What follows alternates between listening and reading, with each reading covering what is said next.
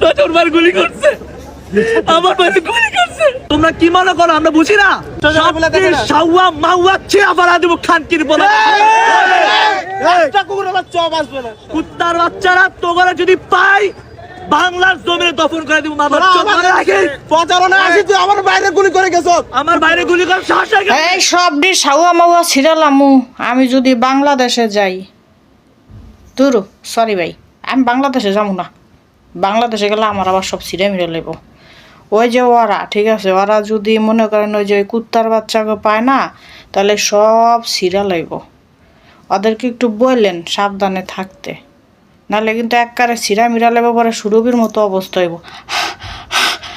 সুরভির অবস্থা তো মনে করেন কি এখন একবারে কি কমো, এই মনে করেন কি সম্ভবত কমাই যাইব নাকি নাকি ওই যে আইসিইউতে ঢুকবো। ওই যে ছোট ছোট বাচ্চাকে ওই যে আইসিইউতে রাখে না এসি রুমে, ওই যে ছোট গ্লাসের ভিতরে আর কি, ওরা সম্ভবত ওনেই যাইতে হইব।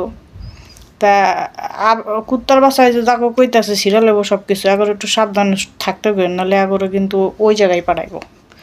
ঠিক আছে, হাতেরা জুলাই যোদ্ধা। ঠিক আছে, হাগোর কাছে মনে করেন কি যে ধরা খেলে